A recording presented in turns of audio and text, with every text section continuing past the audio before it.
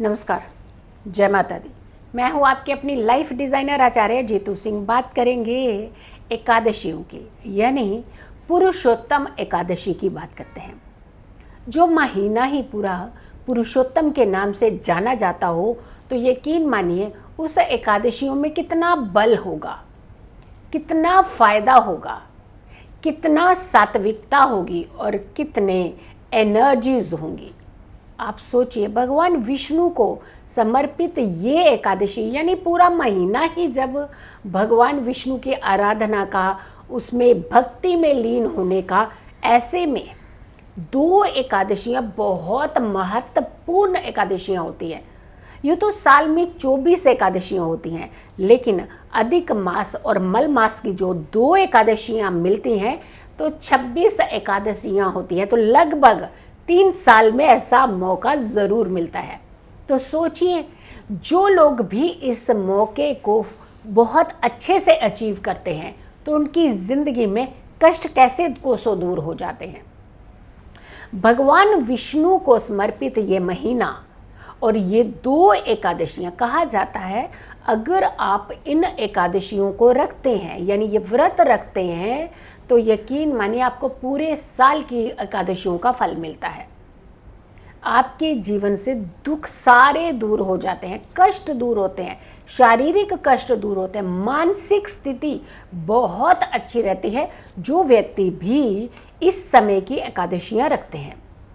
दो एकादशियां ऐसी, यानी शुक्ल पक्ष की जो एकादशी पड़ती है पुरुषोत्तमा एकादशी, उसे पद्मनी एकादशी कहते हैं, और जो दूसरी कृष्ण पक्ष की एकादशी पड़ती है तो उसे परमा एकादशी, यानी परम आनंद, परम फायदे, बहुत ही उत्तम योग, उत्तम संयोग के साथ आती हैं ये एकादशियाँ। तो ऐसे में इन एकादशियों का आपको फल लेना है तो कुछ चीज़ों को आपने खास करके ध्यान रखना ही है। हम व्रत तो रखते हैं, लेकिन हम भूल जाते हैं कि नियमों का पालन कितना ज़रूरी होता है। किसी भी कार्य को करने के लिए अगर आप नियमों का पालन करते हैं तो पहले तो हम बहुत सारी समस्याओं से वैसे ही बच जाते हैं, फिर उसकी एनर्जी इतनी ज़्यादा क्रिएट होती है हमारे आसपास, वो एनर्जी हमारे जीवन में बहुत ही खुशियाँ और बहुत ही संपन्नता दे करके जाती हैं। तो ऐसे में अगर आप लोगों ने ये एकादशी रखनी है, जो व्रती हैं उन्हें खास करके कुछ नियमों का पालन करना है, कुछ खास करके चीज़ें अपनी ज़िंदगी में डाल लेनी है। किसी भी कार्य को करने का अगर पहला स्टेप से लेकर के उसका आखिरी स्टेप एकदम सिस्टमेटिकली होता है तो यकीन मानिए उनके जीवन में हमेशा खुशियाँ बनी रहती है। पहली बात करते हैं कि ऐसे व्यक्ति यानी व्रती जो उठते हैं, सुबह कितने बजे उठते हैं? सूर्य उदय से पहले उठना चाहिए। यकीन मानिए किसी भी व्रती को किसी भी व्रत करने के लिए आपको सबसे पहला पालन नियम का जो होता है वो होता है सूर्य उदय से पहले बिस्तर छोड़ करके नहा लेना, स्नान कर लेना। फिर आती है कि सूर्य उदय से पहले तो उठ गया, आपने स्नान भी करा, लेकिन क्या स्नान के अंदर आपने गंगा जल डाला है? पवित्र नदियों के स्नान तो आप हमेशा नहीं जा सकते करने के लिए, बट घरों के अंदर ही हमारे पास आज ऐसी भूमिकाएं हैं, ऐसे सामर्थ्य हो जाते हैं जिससे हम पूरा भरपूर फल पवित्र नदियों में स्नान करने के जैसा ही पा सकते हैं। यानी गंगा जल का प्रयोग अपने स्नान में ज़रूर कीजिएगा।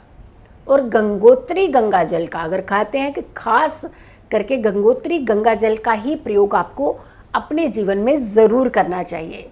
आपके पास आजकल अवेलेबल हो जाती हैं ये चीज़ें, ऑनलाइन भी मिल जाती हैं, या फिर आपके नियर एंड स्टोर पे भी जा कर के आप गंगोत्री गंगा जल ले आइए और इसे डाल करके ही स्नान कीजिएगा।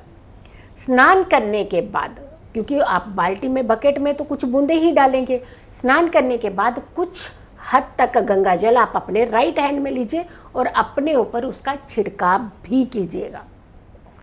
फिर आती है बात कि आपका अपना जो पूजा स्थल को आपने पवित्र ज़रूर करना है गंगा जल से ही। क्योंकि हमेशा पवित्रता का ही ध्यान रखा जाता है और सात्विकता का ही ध्यान रखा जाता है किसी भी व्रत को करने के लिए। फिर उसके बाद आती है कि ये सारी चीज़ें जब आप कर लेते हैं, उसके बाद आपको पूजा पाठ क्या 10 बजे करनी चाहिए? नहीं, ये पूजा पाठ भी आपको सूर्योदय से पहले ही करनी चाहिए। पहला पूजा पाठ सूर्य उदय का पहले ही उत्तम माना जाता है। वो इतनी एनर्जी क्रिएट करके लाता है, इतनी सात्विकता आपके इर्द गिर्द पैदा कर देता है, जहाँ आप अपने इर्द गिर्द जब आप ये पूजा पाठ करते हैं तो अपने इर्द गिर्द एक पतली सी लेयर पॉजिटिव ऑरा की क्रिएट कर लेते हैं। तो ऐसे में पूजा पाठ भी आपको सूर्य उदय से पहले ही करनी चाहिए अगर आप व्रत रखते हैं, अगर आप व्रती हैं। कपड़ों का खास करके ध्यान रखना चाहिए कि हमें पूरे वस्त्र शुद्ध रखने चाहिए। कई बार क्या करते हैं, हम लोग ऊपर के वस्त्र जो होते हैं वो शुद्ध रख लेते हैं, या फिर हम गारमेंट्स जो होते हैं वो शुद्ध होते हैं, लेकिन ऊपर का जो कपड़ा होता है वो हम रिपीट कर लेते हैं। नहीं, बिल्कुल ऐसा नहीं करना है। सारे शुद्ध वस्त्र, धुले हुए वस्त्र, साफ वस्त्र का ही प्रयोग करना चाहिए। व्रती को एक खास ध्यान रखना चाहिए, काले नीले ग्रे कपड़ों का प्रयोग नहीं करना चाहिए, क्योंकि काले नीले ग्रे कपड़ों से आपकी एनर्जीज जो है वो इन्हेंस कभी नहीं होती है, यानी दबती है। आप एक तरफ से एक ऑरा क्रिएट करना चाहते हैं और दूसरी तरफ उसे दबा देते हैं, तो दबने नहीं देनी है कोई भी एनर्जी को। और ख़ास करके आपने ध्यान रखना है कि आपने काले नीले और ग्रे कपड़ों का प्रयोग नहीं करना है। फिर आती है कि बाद पूजा पाठ करने के बाद, यानी आप जो कथा होती है वो ज़रूर करें। लोग कहते हैं कि एक ही बार में कथा करनी चाहिए क्या, दूसरी बार नहीं? क्यों भाई? पूजा पाठ तो जितना किया जाए उतना ही कम होता है हमारे जीवन में, तो एक कथा के ऊपर आप क्यों बाउंड क्यों हो जाते हैं? सुबह कीजिए, शाम कीजिए कथा, आप पूरे उसकी आरती कीजिए, भगवान विष्णु की आराधना कीजिए, भगवान विष्णु के मंत्र के चैंट कीजिए। जितने ज़्यादा मंत्र जाप आप करेंगे, यकीन मानिए उस दिन, वो दिन आपकी ज़िंदगी का बेस्ट दिन हो जाएगा, जब आप कहते हैं कि एक तो व्यक्ति व्रती हो और दूसरा पूजा पाठी हो और तीसरा मंत्र का उच्चारण बहुत ज़्यादा करता हो। तो एक दो नहीं, फिर उसे फ़ायदे भी तो 3 गुना ज़्यादा ही मिलते हैं। कई बार हम लोग क्या करते हैं, इसमें कमी करते हैं, जल्दी जल्दी से कथा सुन लेंगे, किसी से सुन लेंगे। आज का स्पीकर का बड़ा सिस्टम हो गया है कि ऑडियो लगा दीजिए, कथा होगी जी। ठीक है, कथा हो जाइए, लेकिन माइंड को तो आप बिल्कुल फोकस रखिए। एक तरफ आप ज़्यादातर ऑडियो के अंदर नेगेटिव एनर्जी का क्रिएशन ज़्यादा होता है, यानी वाइब्रेशन, तरंगे, जो राहु कहते हैं कि जितना इलेक्ट्रॉनिक के कारक राहु होते हैं, तो राहु की एनर्जी को हम ज़्यादा बढ़ा देते हैं। भाई आप खुद पढ़ लीजिए बुक, अगर नहीं पढ़ सकते हैं बुक तो फिर सहारा लीजिए, सेकेंड ऑप्शन तब लेना चाहिए। लेकिन प्रायोरिटी जो हमेशा होती है वो खुद ही कथा पढ़नी चाहिए, खुद ही पूजा करनी चाहिए, खुद ही चैंट यानी मंत्र चैंट ज़रूर करनी चाहिए। और उसके बाद आता है, हम लोग कहते हैं कि एकादशी में क्या हमें अन्न का दान करना चाहिए? भाई क्यों नहीं करना चाहिए? अन्न दान, दान सर्वोपरि माना जाता है किसी भी व्रती के लिए। तो आप अन्न दान कीजिए, किसी भी समय सूर्य अस्त से पहले पहले ही दान कीजिएगा, ये ध्यान रखिएगा। और दूसरी पूजा भी अपने सूर्य अस्त से पहले ही करनी है। तो ये बड़ा महत्व है, कुछ ऐसे योग जुड़ते हुए मिलते हैं जहाँ हमारी ज़िंदगी के अंदर पॉजिटिविटी ऑटोमेटिकली आने लगती है। तो खास करके जो चुनाव करते हैं आप समय का चुनाव बहुत अच्छे से कीजिए। फिर आती है बात कि आप जो प्रसाद बनाते हैं, प्रसाद का भोग सिर्फ और सिर्फ अपने तक सीमित नहीं रखना चाहिए। प्रसाद जितना बांटा जाए फल उतना गुना ज़्यादा होता है, ये याद रखिएगा। हम लोग क्या करते हैं, कई बार अच्छी चीज़ बन जाती है वो घर के अंदर ही रख लेते हैं, बांटने ही नहीं जाते हम लोग। भाई क्यों? आपने तो भगवान के लिए बनाया है ना, तो उसमें से प्रसाद मात्र ही तो खाइए आप, बाकी बांटिए, वितरण कीजिए उसका। जितनी चीज़ें आप इस समय ये इस तरीके की विधियों के माध्यम से करते हैं, तो यकीन मानिए व्रत तो आपके फलित होते ही हैं। फिर आती है बात कि व्रत कर रहे हैं लेकिन दूसरों को अपशब्द भी बोल रहे हैं। भाई आपका व्रत कहाँ गया? सबसे पहले कहते हैं हमारी जीवा जो है वो सात्विक होनी चाहिए, यानी सत्य बोलने वाली होनी चाहिए। जीवा कटु वचन आप दुनिया भर के लिए लगा रहे हैं और उसके बाद पूरा व्रत रख लेते हैं, तो ये व्रत कहाँ का? नियत में भी गड़बड़ी, जुबान में भी गड़बड़ी, उसके बाद सब जगह गड़बड़ी ही गड़बड़ी समझिए। फिर आप व्रत की कामना मत कीजिएगा। तो व्रत करना है ना तो किसी को अपशब्द कहना है, ना जीवा के माध्यम से और ना ही की सोच के माध्यम से।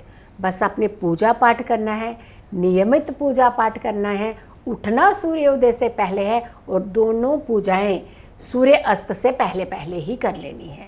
यकीन मानिए आपके जीवन में ये पुरुषोत्तमा एकादशी पूरी खुशियां लेकर के आएगी और कई गुना लाभ आपको देकर के जाएंगी। अगर आप पूरा साल एकादशी नहीं रखते हैं तो ये पुरुषोत्तमा एकादशी, ऐसे अवसर होते हैं, ऐसे मौके होते हैं जो हमें हाथ से नहीं जाने देते। फिर आती है बात, क्या जो बीमार व्यक्ति हो उन्हें व्रत रखना चाहिए? भाई नहीं, ऐसी बात नहीं है। आप पूजा पाठ कर लीजिए। भगवान कभी नहीं कहते कि आप अपने आंतरिक को भी, आप अंतरात्मा को भी कष्ट दीजिए और आपके शरीर में पहले से ही कष्ट है और बस मेरा स्मरण कर दीजिए जल्दी से जल्दी। नहीं, आप दिल से उन्हें याद कीजिए, दिल से उनका स्मरण कीजिए। दिखावा नहीं करना होता। व्रती को कभी भी दिखावा नहीं करना चाहिए। व्रती को हमेशा नियमों का पालन करते हुए नर्म स्वभाव से पूरे व्रत को पूरा करना चाहिए। यकीन मानिए आपके ज़िंदगी में बहुत सुख होंगे। इन एकादशियों को रखने से ही आपके सारे कष्ट कटेंगे। आपको ऐसे पाप जो आपने जानबूझ के, जैसे हमने कहते नहीं हो, लेकिन अनजाने में कुछ चीज़ें ज़िंदगी में हो जाती हैं। ह्यूमन बीइंग है, कुछ चीज़ें गलती होती हैं, लेकिन इसका पश्चाताप भी इन व्रतियों के पास ही होता है। अगर आप श्रद्धा से, आस्था से हर भगवान का स्मरण करते हैं, आप दिखावा छोड़ दीजिए कि कोई किसी ने कुछ कहा कि आपका बिगड़ जाएगा तो आपका बिगड़ गया। भाई इतना सत्यवाणी होती तो वो यहाँ इस सृष्टि में ही क्यों होते? तो कहने का मतलब है आप अपने कर्मों की तरफ ध्यान दीजिए, अपनी ओर ध्यान दीजिए, अच्छाई की तरफ ध्यान दीजिए, सात्विकता की तरफ ध्यान दीजिए, अच्छे कर्मों की तरफ ध्यान दीजिए और अच्छे अच्छे वचन बोलिए। अच्छा मन, दूसरे का भी मन खुश कीजिए और अपना भी मन खुश रखिए। यकीन मानिए आपके सारे व्रत सफल होंगे। ये एकादशी आपके जीवन में खूब सारी खुशियां लाए। बस इसी के साथ इस वीडियो को मैं अभी यहीं ख़त्म करती हूँ। अगली वीडियो के लिए फिर आप लोग तैयार हो जाइए, नोट कर लीजिएगा, कुछ अच्छी अच्छी वीडियोस आने वाली हैं, क्योंकि नवरात्र का ये अवसर है, इसे हाथ से नहीं जाना देना है। अद्भुत संयोग, अद्भुत योग के नवरात्र हैं, तो ऐसे में पूरा फल आपने उठाना है। अधिक मास, उसके बाद आपने सीधा नवरात्र की ओर आपका रुख। तो ऐसे में पूरा भक्तिमय कर दीजिए एनवायरनमेंट। खुश रहिए, स्वस्थ रहिए, पॉजिटिव रहिए। जब हम पॉजिटिव रहते हैं तो हमेशा सारी समस्याओं से दूर रहते हैं। जल्दी हाजिर होंगे एक अच्छी वीडियो के साथ। तब तक के लिए नमस्कार।